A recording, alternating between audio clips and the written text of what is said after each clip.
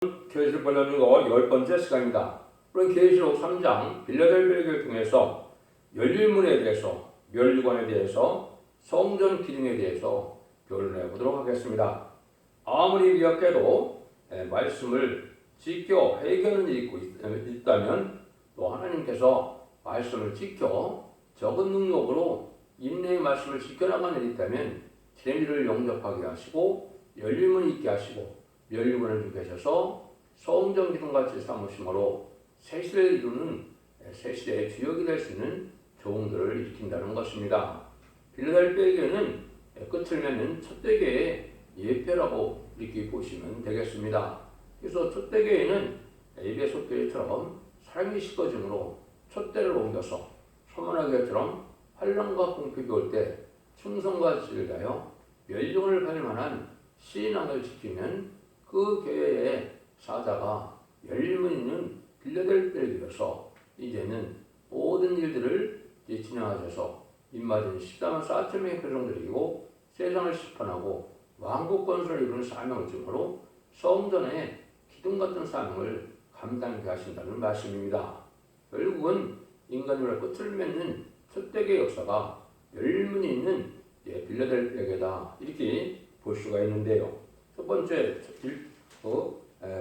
6절을 보시면 기 있는 자는 7절이죠. 빌라델비아 교회의 사자에게 편지하기를 거룩하고 진실하사 다윗의 열쇠를 가지시니가 곧 열면 닫을 사람이 없고 닫으면 열 사람이 없는 이가 가라사대 천상천의 만왕의 왕이 되신 주님께서 모든 일을 주관하여 모든 인류 역사를 존하시고 하늘을 이루는 분이시죠. 그래서 주님께서 모든 일들을 주관하셔서 하시는 일이고 주님이 하시는 일은 절대적으로 승리의 역사고 어느 누구도 방해할 수가 없는 그런 역사죠. 그런데 결국 어떤 일을 하시느냐 8절입니다. 볼지어다 내가 내 앞에 열문을 두었을 때 능히 다를 사람이 없으리라. 내가 네 행위를 아노니 네가 적은 능력을 가지고 내 말을 지키며 내 눈을 배반하지 아니하였도다. 여기 이제 주님께서 이제 네 앞에 이 얘기를 하셨죠. 첫대교의 사자라고 볼 수 있죠. 인간 중간에 성적인 종으로서 시대적인 사명자로서 입맞은 14만 4천 명의 비련성들을 일으킬 종을 뜻했다고 볼 수 있는데요. 근데 거창한 것이 아니고 열림을 주어서 다른 사람이 없게 만드시는 이 일들은 뭐 때문에 하느냐? 큰 능력과 아주 거창한 어떤 그러한 능력의 소유자가 아니고 내가 적은 능력을 가지고 내 말을 지켰다 그랬죠.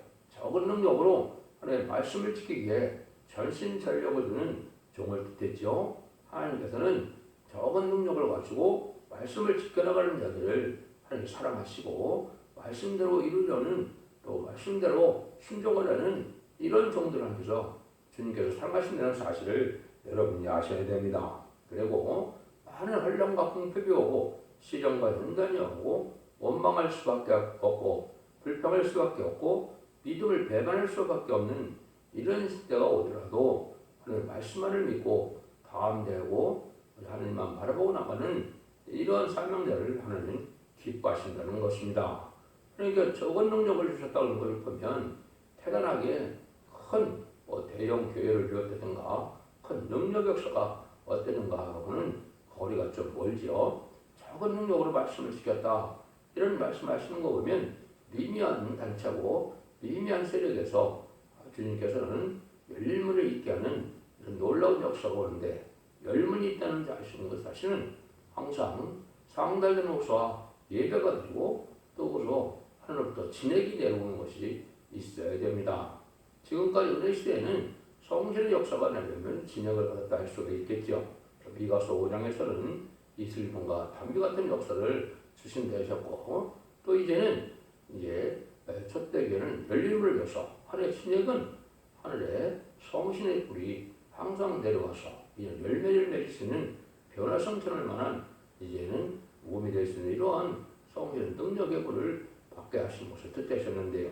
이런 교회가 될 때 하나님의 역사의 교회가 된다 이 말입니다. 그래서 이런 교회는 어떤 일이 또 있느냐 9절입니다. 보라 사단의 해 곧 자칭 유대인이라는 하나 그렇지 않고 거짓말하는 중에 몇을 내게 줘 저희로 와서 내 발 앞에 절하게 하고 내가 너를 상한 줄을 알게 하리라. 여기는 이제 큰 의미가 또 있습니다. 사단의 해라고 했죠. 자칭 유대인이라. 이거는 불의한 격건세력을 얘기한 것입니다. 불의한 격건세력과 연결성을 이루죠. 결국은 알파적인 역사를 본다면 엘리야가 450명의 바알 선지자와 400명의 아셀 선지자와 연결성을 해서 응답은 누가 받습니까? 엘리야가 받죠. 이거랑 마찬가지로 연결 싸움에서 적은 능력으로 이제는 하나님의 응답을 받고 오히려 이사야 66장처럼 쫓겨나는 시온에 대해서 불을 짓다가 해산의 수를 당하는 이런 괴를 뜻했죠. 그런데 그런 일이 있을 때 어떤 일이 벌어지냐? 여기 보니까 너희를 자칭 유대인 하는 자들에 대해서 거짓말한다고 그랬죠. 이것이 이제 불의한 교권들에게서 몇 명이 와서 절한다는 말 자체는 이 종 자체가 용기가 높고 또 열왕 중에 왕을 삼아서 큰 높은 지에 왕권을 받은 종이라는 사실을 알게 하시는 겁니다. 그래서 내 발에 가서 엎드린다 말은 이제는 최고의 영계를 올라가고 또 최고의 왕권을 받아서 열왕을 다스릴 만한 통치권을 갖는 종을 뜻했다. 이렇게 보시면 여기서 하시고 되는 말씀이 그런 말씀입니다. 그래서 그것이 내가 너를 사랑하는 줄을 알게 하리라. 하느님의 능력의 역사가 또 주님의 사랑의 역사가 어디로 임하느냐. 이런 미약하고 부족한 종을 통하여 잠잠히 사랑을 받는 종을 더 역사하는 걸 보고 하나님의 사랑이 누구한테 있는 것을 알게 된다 이 말이죠. 이것이 이제 예수님은 천상천의 만왕의 왕이신데 새벽별을 가지신 만왕의 왕을 왕께서 또 계시록 2장 28절에 보면 이기는 자 끝까지 지키는 자에게 철저한 것을 주고 새벽별을 준다고 했죠. 이것은 열왕 중에 왕을 삼아서 주님이 대행자처럼 사용할 종을 뜻했다. 이렇게 보시면 이 말씀이 이해가 될 것입니다. 근데 이 사람은 특별히 뭘 그렇게 잘했느냐? 10절이죠. 내가 나의 인내의 말씀을 지켰은즉 내가 또한 너를 지켜 시험의 때를 면하게 하리니 이는 장차 온 세상에 임하여 땅에 권한 자들을 시험할 때라. 결국은 인내의 말씀을 지켰다 이 말이죠. 말씀을 지키는데 많은 인내가 필요했다는 말은 많은 시련과 연단 속에서 마귀의 참소가 많이 온 것을 알 수가 있지요. 이럴 때 하나님의 말씀을 지켜나가는 시험이 왔다 이 말이죠. 마귀는 말씀을 지켜 행하는 교회가 아니면 시험할 필요가 없죠. 말씀을 지키는 교회가 아니면 하나님의 은혜를 받는 교회가 아닐 테니까요. 그러면 말씀을 지키는 행위가 없다면 거기에는 마귀의 세력이 어쨌든 지배하는 세력이니까 시험할 필요도 없는 것이죠. 말씀을 지켜 행하는 이런 교회에 마귀의 시험이 오는데 이때 많은 시련과 고난을 참고 하나님의 말씀을 지켜나갔다 이 말이죠. 그래서 작은 능력으로 이제는 시험을 이기는 그런 일을 하기 때문에 큰 시험의 때를 면하게 한다. 이 말씀은 이제 후 3년만에 돼서 그 환란의 때가 올 때 이제는 짐승의 표를 받는 환란에 빠지지 않는다 이 말입니다. 그러면 이 빌라델피아에게는 임받은 14만 4천 명의 변호성들을 내서 변호성천하는 공중강림하시는 예수님을 영접하게 하고 능히 셀 수 없는 큰 미래에 새시대의 백성을 예비트로 보수로 인도해서 환란의 표를 당치 않고 새시대의 백성을 삼게 하는 것이기 때문에 환란과는 전혀 상관이 없다 이 말입니다. 이제 전 3년반 끝나고 후 3년반 들어갈 때 예비트로 가기 때문에 후 3년반에 환란대항 심판 이건 상관이 없다 이 말이죠. 그러니까 이런 교회가 되는 것이 지금 필요한 것이다. 그것은 마지막 한 일에 전산반의 역사에서 심판의 진리에 줄을 전하는 종의 말씀을 순종함으로 인간이 14만 4천 명도 나오고 비록 7장 9절처럼 순종하는 자들 예비틀에 인도하여 큰 무리에 능을 실수한 무리를 이루는 이런 백성들이 나오는데 이 종들은 하나님의 선생님 보호와 인도 속에서 양육을 받는 것입니다. 그걸 12장 6절에서는 이제 하나님께 예비한 예비처로 인도함을 받는다 이렇게 말씀하시죠. 그래서 후삼년만은 예비처에서 보호를 받고 이제 대접전과 아마겟돈 때는 보호처에서 보호를 받아서 새 시대의 백성이 되는 이런 일을 하기 때문에 이 첫대교의 종들과 성도들은 환난과는 상관이 없다 이 말입니다. 물론 그 전에 시험에 와서 이제는 작은 시험들은 겪게 되시고 그렇지만은 큰 시험에 대인 후 3년만에는 빠지지 않는다 이렇게 여기 말씀하시는 것이다 이렇게 보시면 됩니다. 그래서 장차 온 세상에 임하여 땅에 거하는 자를 시험할 자라 이것은 순종치 않는 자들이 이제는 큰 시험이 오죠. 이것이 이제 후 3년 만에 짐승의 표를 받지 않으면 누구든지 다 며칠든지 죽이게 하는 이런 시험의 때거든요. 근데 여기에 빠지지 않는다는 것을 여기 말씀하신 겁니다. 그리고 그래서 주님께서 부탁하는 것은 내가 속히 이 말이니 네가 가진 것을 굳게 잡아 아무나 네 멸관을 빼앗지 못하게 하라 이렇게 말씀하시죠. 네가 가진 것을 굳게 잡아라 이런 말씀하셨어요. 그것은 인간종 간의 마지막 심판의 탈출을 굳게 잡아야 것을 뜻했죠. 심판의 탈출이라는 것은 모든 예언서 계시록을 하나님의 뜻대로 만들 뿐에 이런 종의 변론을 듣고 그 변론대로 순종하고 변론대로 충성하실 일을 다하는 것을 말씀했는데 그 진리의 사람들을 굳게 잡아야 사명을 감당하시고 사명을 감당해야 멸관을 빼앗기지 않거든요. 여러분들 교회를 세운 목적이 근본적으로 무엇이라고 생각하십니까? 교회를 세운 목적은 지금까지 회개하여 하나님 백성을 삼는 일이었지만은 최종적인 목적은 왕국 건축하고 왕국권의 삶을 감당하는 자들에게 멸관을 주시고자 하는 것이 교회를 세운 목적입니다. 그것이 마지막 하늘에 전산적인 역사를 첫대계의 성도들과 종들을 뜻하는데 이런 사람들이 이 멸관을 받게 되려면 멸관을 받지 못하게 하는 마귀의 방해가 있죠. 마귀에도 최종 시험의 목적이 뭐냐? 말씀을 참으로 잊지 못하게 하는 역사도 지금까지 했지만은 이제는 말씀을 가감하면 연기가 정지되는 재앙도 받게 하지만은 마지막에는 입맞은 싫어하는 4,000명의 변호성대의 왕권 받을 종들, 왕권들의 사명자들, 말세의 사명자를 못 나오게 하는 것이 마귀의 사명이거든요.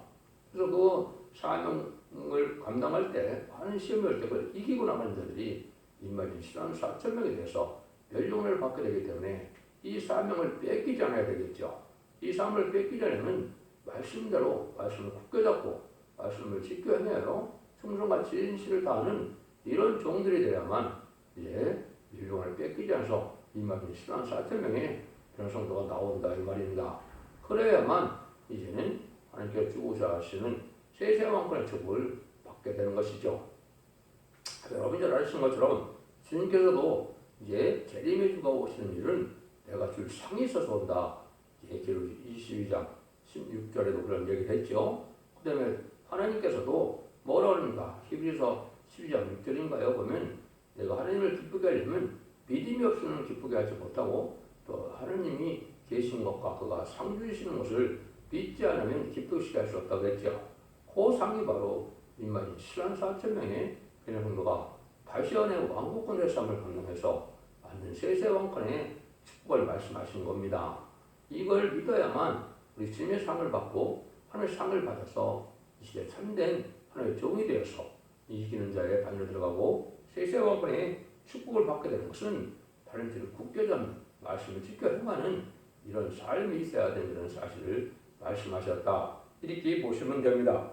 이기는 자는 내 하나님 성전의 기둥이 되게 하리니 그가 결코 다시 나가지 아니하리라. 내가 하나님의 이름과 하나님의 성, 곧 하늘에서 하늘께로 내려오는 새 예루살렘 성의 이름과 나의 새 이름을 그에게 기록하리라. 있는 자는 성령의 그들의 말씀을 들을지어다 이랬죠. 그래서 이기는 자는 하나님의 성전의 기둥이 되게 한다 그랬죠. 여러분이 이제 솔로몬 성전에 보면 오른편에 야흑인이 있었고 왼편에 보아스가 있었죠. 그 두 기둥은 무슨 뜻입니까? 하나님께서 세우시고 하나님의 능력을 주신다 이 말이죠.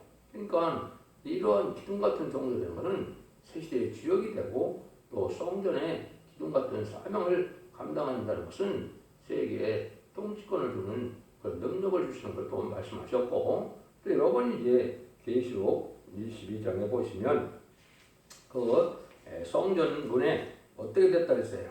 성전 뒷조석에는 12사도의 이름이 있다고 그랬고, 성전 문 위에는 12지파의 이름이 기록됐다고 그랬죠.